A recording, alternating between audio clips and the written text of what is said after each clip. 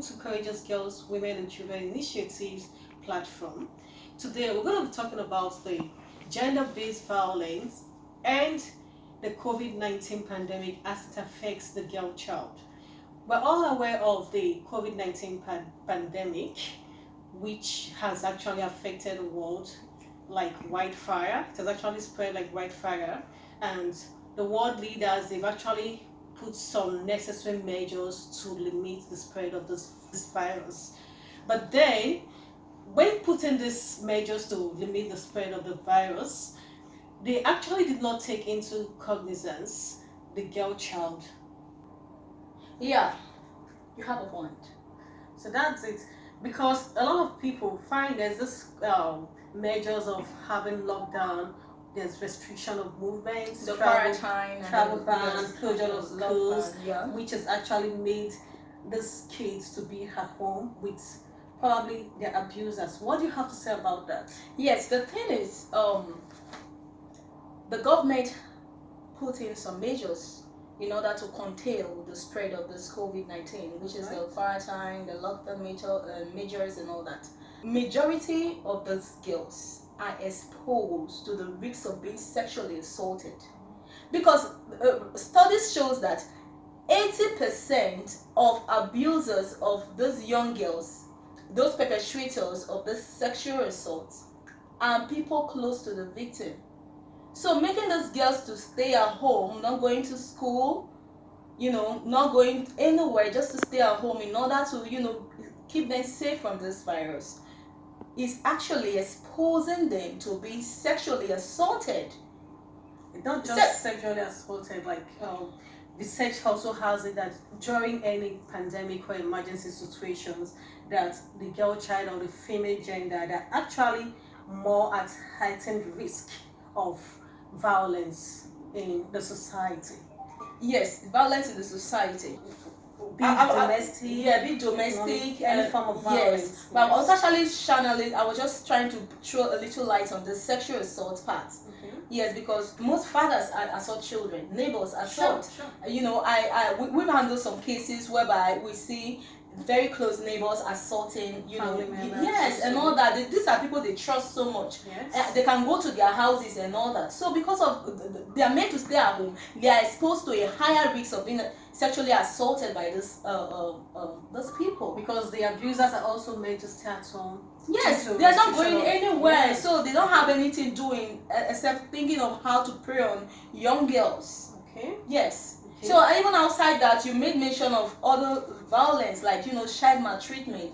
Fine, Yes. and I think this child maltreatment is mostly as a result of this economic stress that most of the parents or guardians face. But don't you think that outside economic stress, that the young girl is also burdened with this domestic care to take care of the home? Now you have more people at home, and some of these people at home too, that they can be very overbearing to stay with. You're right. So overbearing. You're right. And You're very right. When it comes to that, and the girl has so much burden on her, they tend to like unleash their anger on the little girl. What do you have to say to that? Yes. It still boils down to economic stress. You know why I say that?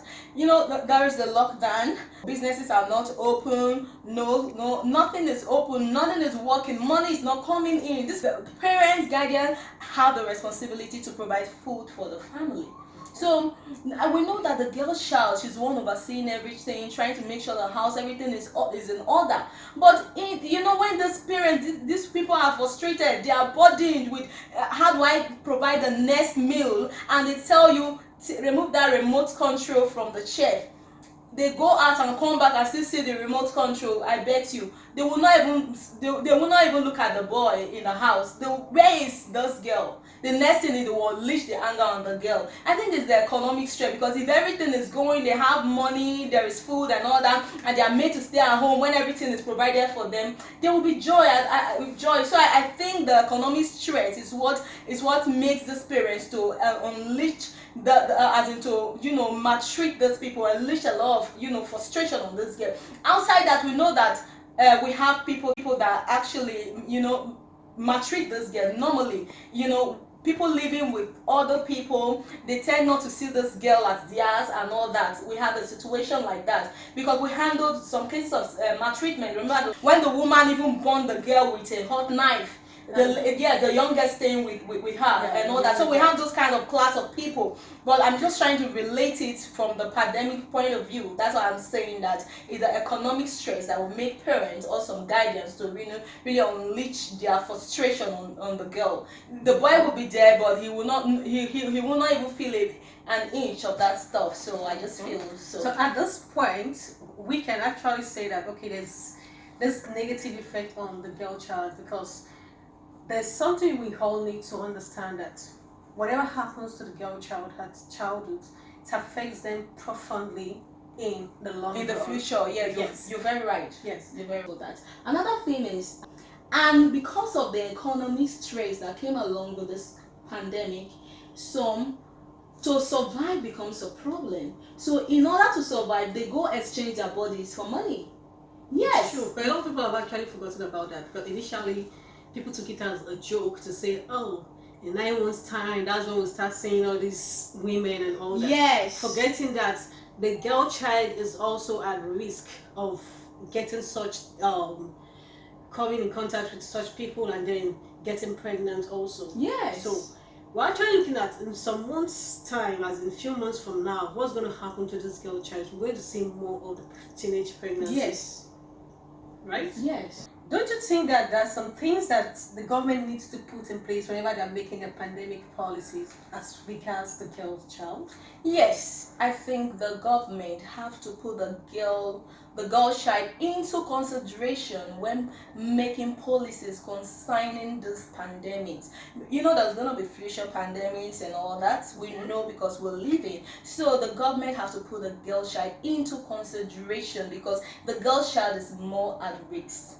And also the government should work with NGOs working closely with the girl child. Okay. Because these NGOs, their work is to do a whole lot of sensitization. They do a lot of sensitization, sensitizing these girls about gender-based violence and encourage them to speak out. If the government doesn't support them, they cannot go far. They can't touch more people. They can't reach more people. So with the support and empowerment from the government, it will help these NGOs to reach the girl child, thereby giving the girl child a voice to speak out without fear. Okay. And we are also calling on the government and policymakers to actually put necessary measures in place for the girl child whenever they're doing any policies, whenever they're making any policies as regards pandemic or emergency situations. And another thing, the NGOs are ever ready to support whatever policy is in place, provided it is very, very positive to the human nature. So on this ground, I would like to say thank you for being with us, and we encourage you to watch more of our programs. Thank you. And I would like to say one last thing. I'm actually saying this to every young girl. Courageous Girls, Women and Children Initiative is open to you. In the morning, noon, night, whenever. You can reach us through our helplines. They are on the screen. You can reach us through our Facebook, our Instagram and Twitter handles. You can call us on 080-66-500-739. That's our Nigeria line. Please save our number. Call us. Speak out. Call us and we'll pick it up from there.